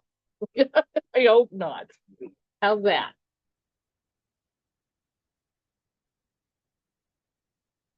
It can happen though. It's- Okay, you're done? I'm done. Okay. We can all see what the library report is here. So. I don't know if we need to go into that. I would so move that we approve all reports. A motion was made to approve all reports as given by trustee Melcher and seconded by trustee Teefer. All in favor, say aye. Aye. Opposed? Motion is carried. Okay, Old business. so we asked You guys got a problem with moving 9 clear to the end? Just above miscellaneous? taking old business and moving it to new, Works for me. well, old A, not old B. Yeah, old A, we're gonna move it down to here. F. And your new business. That what you're saying? Yeah, Okay. Okay, the second reading on the tiny houses is where we're gonna go. You have to read the whole thing. I don't think so. Everybody should have read it if Yeah. anybody has any issues. Okay, we'll establish it, it's just read second time then. We don't have to have a motion on that. Yes. Oh, do we do it? Oh, To approve the second reading and to adopt the ordinance. okay. Do I hear a motion? I still move. I'll second it. Okay, a motion was made to approve the second reading and adopt ordinance number 563 by trustee Ice and seconded by trustee Melcher. All in favor, say aye. Aye. Opposed? Aye. Motion's carried. Okay, new business. Hey, you guys asked us at the last meeting to send Bill the information on the school baseball field water. We did that. He wrote a letter, it's in your packets.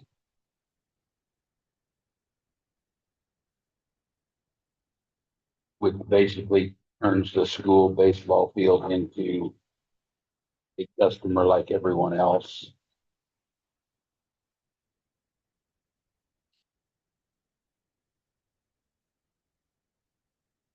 He gives our reasoning for it.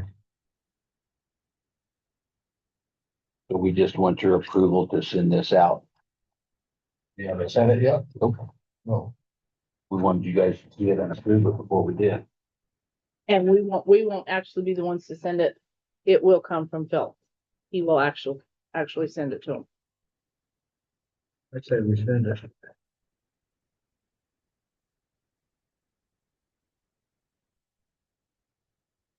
Need a vote on that. We have a motion to To send the letter. send the letter. Second. Okay, so a motion has been made to send the letter regarding the baseball field water usage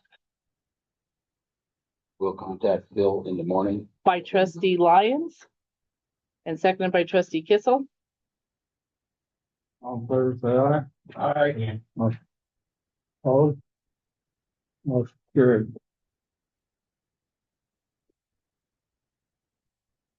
Holly Housing Authority Board appointment. Mr. Kermer and Diana Davis. 5-year term.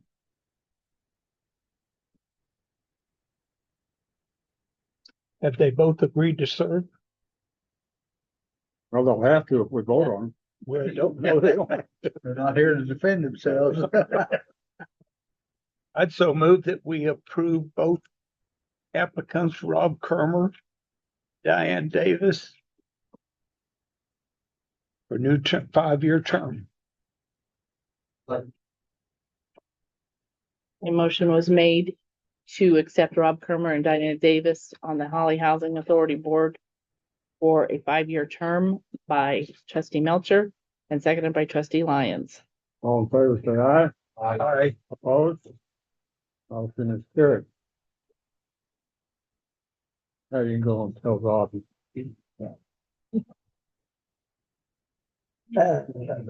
Okay, well, the letter of concern to the town of Grenada regarding the law enforcement. We already kind of. We already kind of went through that, didn't we? You know, this, again, you guys asked us to get a letter to them with our concerns. This also went through Phil. Yeah, I sent it to Phil and Phil suggested I asked him about it and his suggestion was that we send a letter to the town of Grenada. What this does is stating our concern about the topic and that we don't have the funds to pay it, if he should come back on them.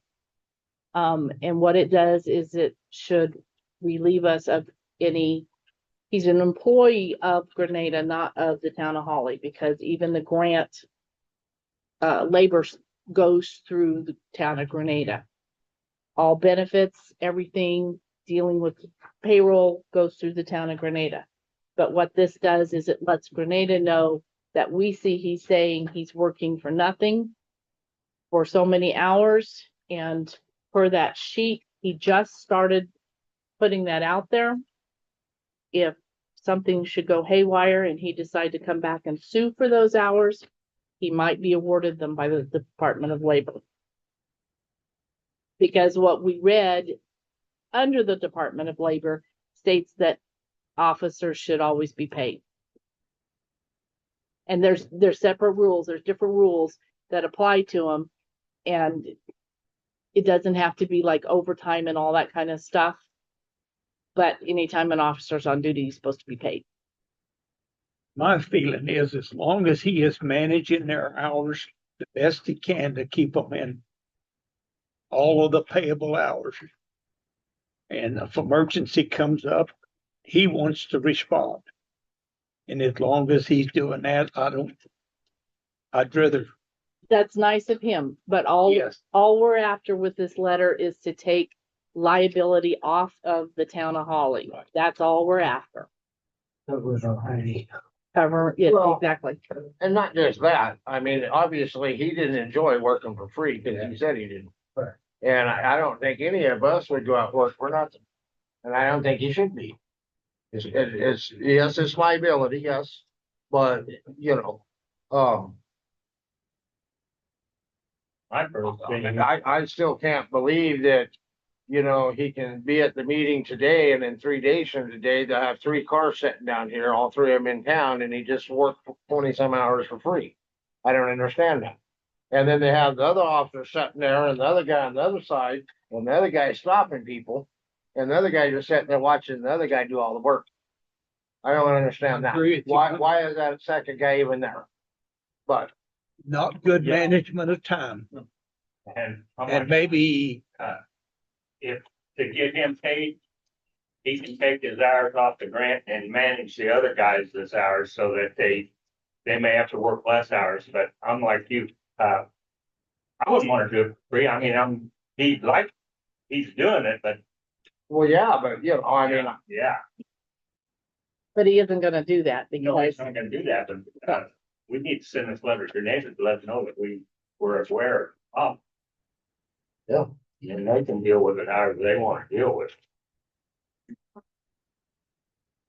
I mean, I guess when we approve the reports, we approve them for accuracy, right? It's not whether we agree with them or not, because I don't necessarily agree with the man working for free, and I keep thinking I'm voting that I approve he's working for free, and Well, when we formed this union of Grenada and Holly, we would form a police commission to kind of keep an eye on this stuff. It's never been done. We're in the 3rd year, it's never been done. I think it needs to be done so there's a little more management on poor Dave and his department. I think at this point in time with, if we can just get through this, then we can have our commission, we're all on our deal right now. We just need to get through this because it's getting iffy every year. Well, I understand, Yeah. but his department's also out of control. Yeah, I but mean, that's- you got two guys not doing anything, and But one guy that doing all the is- work. That's not the way it's set up. He's in charge. And Grenada is in charge of him. We don't have no say in how he runs his department. If you read the contract, we do not have any say. We can get through this grant period, then we have all the say in the world when we set up our own department. I think the only thing that we do have a say on is if he doesn't adhere to the budget. Yeah, that's the only thing that we've got to say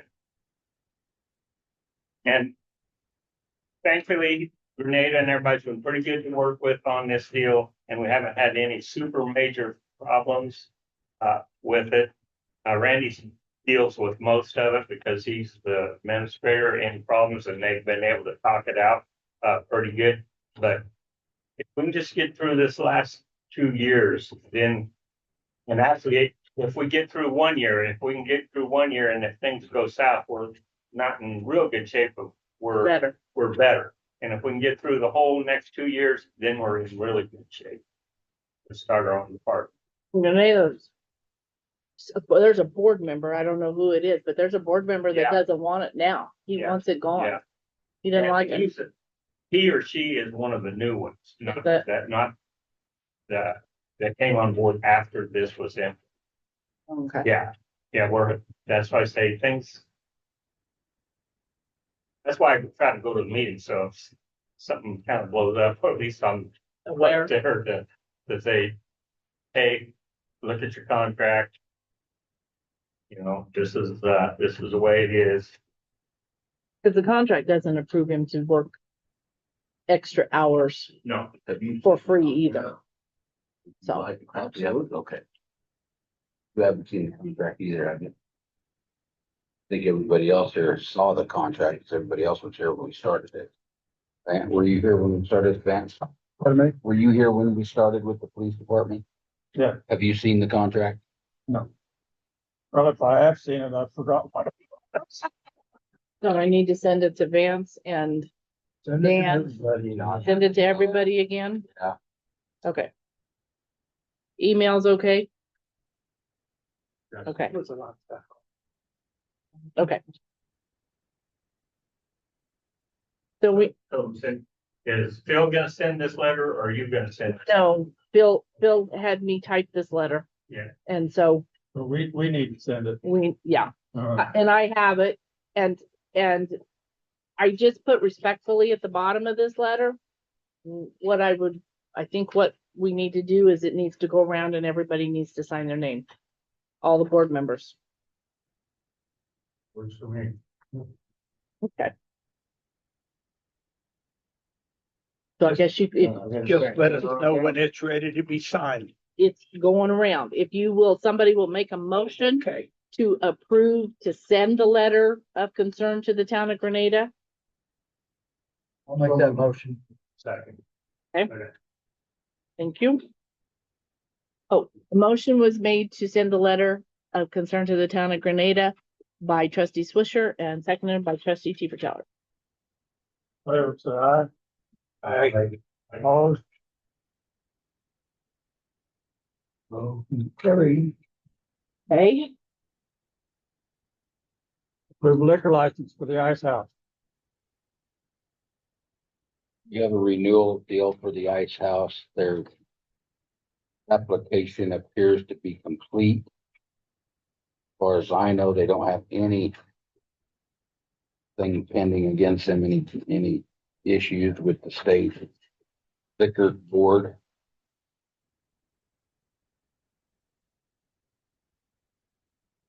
Everything looks good. And we haven't done any inspections on it yet. no, because, no, I haven't gone out and, nope. I make a motion to approve the liquor license renewal for the Ice House. Second. Motion has been made to approve the renewal of the liquor license for the Ice House by trustee Lyons and seconded by trustee Swisher. We also have one here for, Wait, oh, sorry.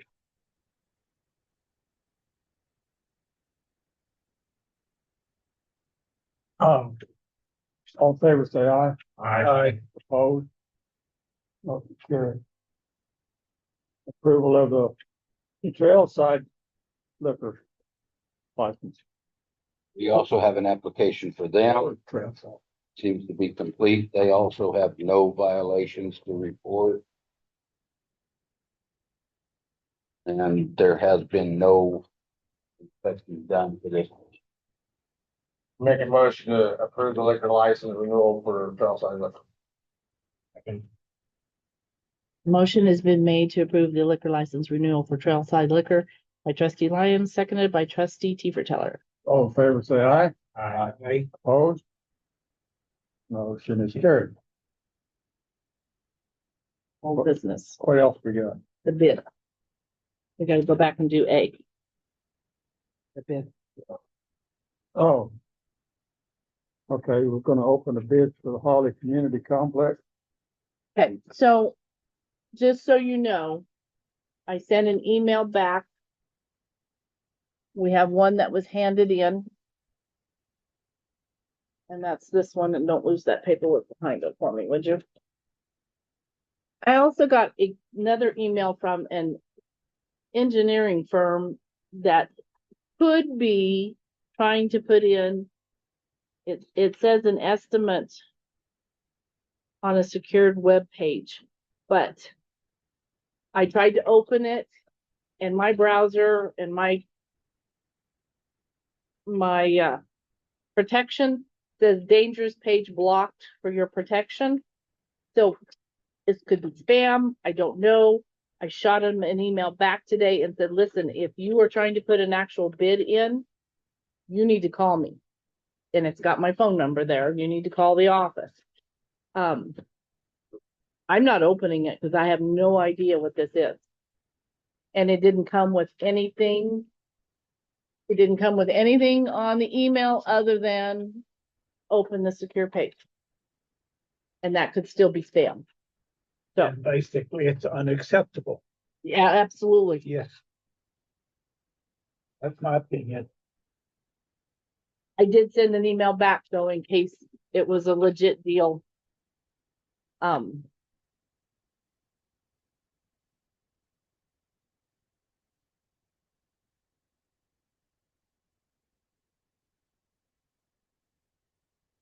Do you need the spec sheet thing to follow? Thank you. This is right here. Oh, he's got it, Tracy. Yeah. Yeah. Okay. So he's got,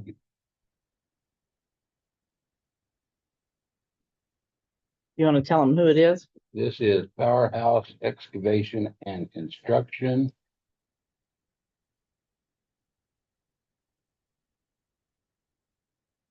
I thought he was out of Rye.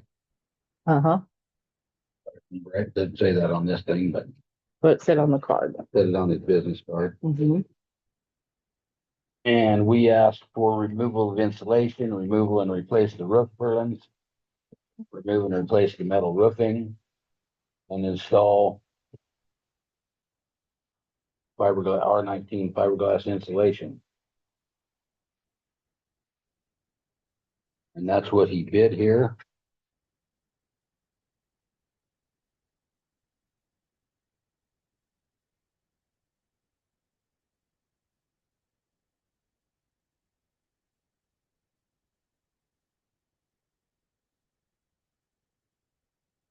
Total bid price of $287,000.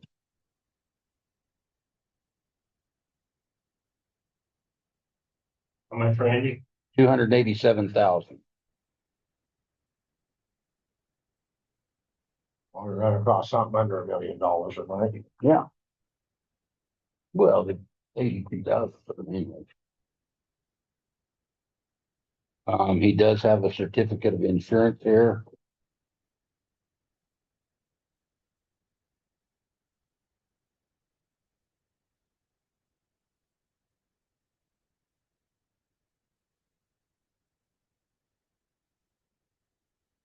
So it appears to be complete for what we asked for.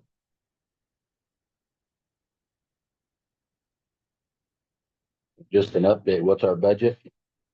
Less than 200,000. How much is our grant? So this is less than 200,000. Less than Less 200. than We got less than $200,000 this grant.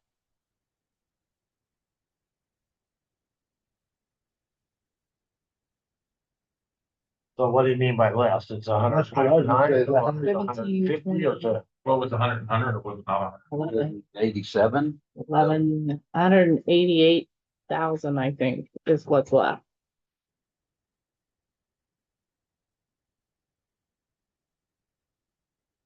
Division's how much? 287. So the $100,000 over what we've got available.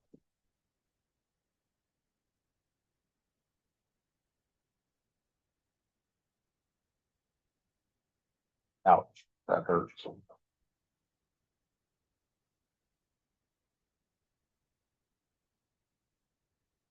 Is it gonna fix what needs to be fixed? It addresses what we asked for. Right. Okay. Is it gonna fix what it needs to fix? We don't know what kind of box of worms we're opening up. Until you strip that off and you strip the insulation out of it, we don't know.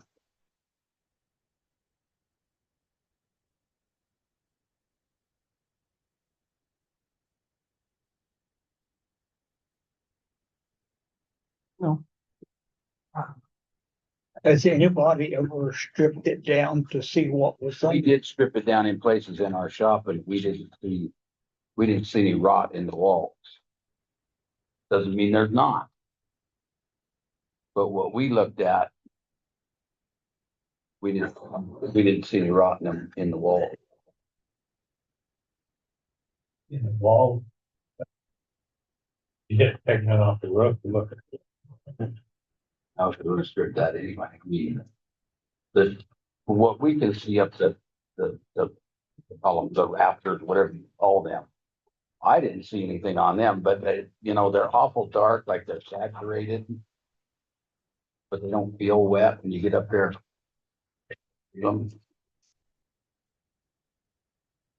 But again, when you pull it off, you're gonna find more when you pull it off, when you see it. Is there any chance Yeah. of getting additional Is funds? this to help? language the same as this language?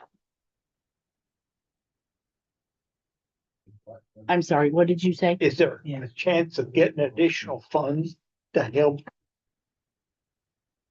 repairing the buildings, basically? With that, What's your question? Is the top part the same as the bottom arrow? It's two different languages there. Is it the same thing? House, you know. We're talking about the scope of work. Yeah, probably. Yeah. Oh, Yeah. We Um, have to use this money by when? into November. in November, Have we got any money to go with it? Everything I see is costing us money. Always does. When we get work. This is the same building that they wanted $1 million to put up a new one, right? yeah, they wanted more than that. Almost two. 2 million. I didn't think it was 1.8. 2 million. almost 2 million. What's 200,000?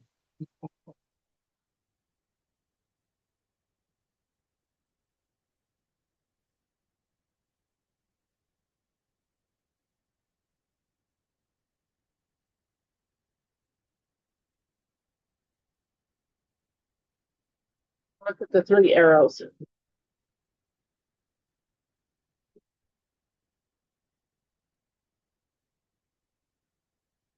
what we've got down here, Mhm.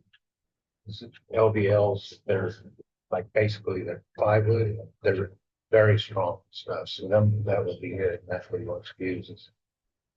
Based on our evaluation, we recommend the following. Right, okay, so this is the engineer report. And this is what was chosen. What Have happens to if we take. don't use the grant money? I am not. We lose it. Well, we never get it again. Yeah. That's what I. If it is, and it's, We got- then that's all I wanted to know. It's not. Yeah, wildfire. that's- So that you, I Yeah, don't know yeah. if you bring up, that, I don't know. To tell you They're that, called these guys, and it's on the phone. you just know that this is what I sent them, told them to make sure you use this. And you told us that. Yes. Sent them this, but they just called, they emailed me this morning and wanted this information. As soon as I got out of my meeting, water meeting this morning, I sent them the packet, Yeah. the bid packet, bid form, and this paperwork. Austin's gonna have to move in. Maybe we just We use the SEC money for housing, but you gotta move in. Recommend you use Depends what on the how- engineer come up with.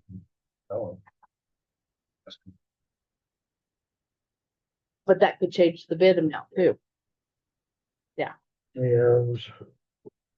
So that was basically the only bid we got. This is not the same, Or the is what Dan is saying. What they put down here, it's not this. That's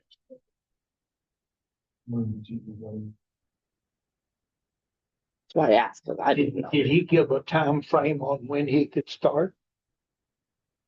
Yeah, if it's gonna be done by November, you're gonna have to start pretty quick. Well, that's what I say. That means- I You enjoy can't be it. messing around. We've messed around for 2 years. Dan said it's not. Oh, yeah. It's around to this. Joyce is not the same as an LVL. Oh, wow. You know that one too, huh? Okay. I didn't.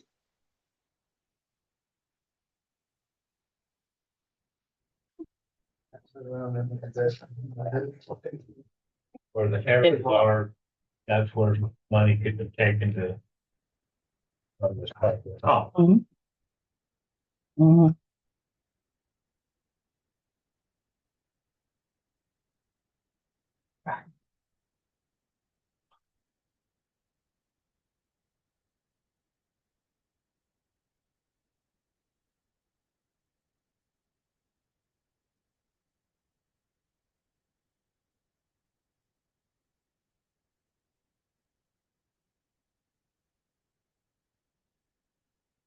Well, Cindy says that she can find the money.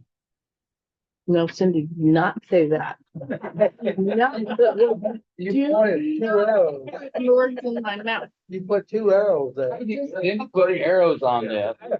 Three arrows that you all can take a look at and you all can decide, but I did not. make decision, Okay, calling. Showing what the engineer recommends LVLs. Asking if they can go for that or if they're gonna be a cost adjustment. And what that would be. we can do that. Well, we can't mess around another 30 days. No. No, I was just, He will, I was just about to ask if I could email. he will change it to the LVLs. Everybody be okay with that? Say that Yeah, again. that's what the engineer. If he'll change it to the LVL Joyce that the engineer recommended With the hangers, they recommend. with the hangers that they recommended, would you guys be okay with going with this company? I think we need to see what the cost What adjustment the would cost be adjustment would be? and then send you out an email. And let you know that, and then you guys can What do come you back and think, say, Dan? Well, LVL is what an engineer recommends, so I suppose you should go with what an engineer recommends. I would agree. But then we're gonna have to have a special meeting to vote on it. I need to do it by phone, guys. I can really take a They phone will set call. up a work session, have it. and Have then I'll him- ratify it at the next meeting. do a email poll vote where you send your vote back into me and then we'll ratify it at the next meeting. I can't if I'm not busy. I can call you. Two T's in one substation, underground cable failure, another site completely offline because of the other two. Okay. I was busy. It's the normal day. And then someone out of the blue texted me and I tried to answer, they never answered back. Doesn't even know what they're talking about. So I guess we want to table this until we get further information. Okay, Well, if you guys want to set up a work session, we need to get him started if we're gonna let him start earlier. Cause we've kicked this around so long, we're up against deadline. We're doing a. We don't need to work. We're gonna do it by phone, Calvin. We're gonna do it by phone or email. Yes. Like, we don't need to do a work session. Yeah. Do we need a motion? no. It needs Okay, to be let's- tabled until we get further information from them. Just need a motion to table it. Oh, well, I guess, yeah, you can motion. I'll move we table it. Okay. Second. Motion to table the opening bid of Powerhouse Excavation and Construction until further information was made by trustee Teeper and seconded by trustee Kissel. All in favor, say aye.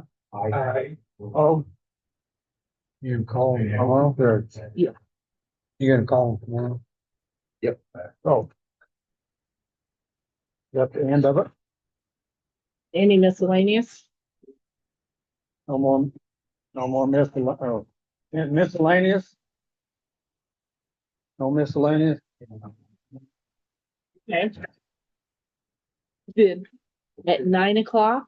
Motion to adjourn? Second. Marvelous. Thank you. Motion to adjourn made by trustee Swisher and seconded by trustee Teeper at 9 PM. All in favor, say aye. Aye. Opposed? Opposed? Carried. We are adjourned. I'll be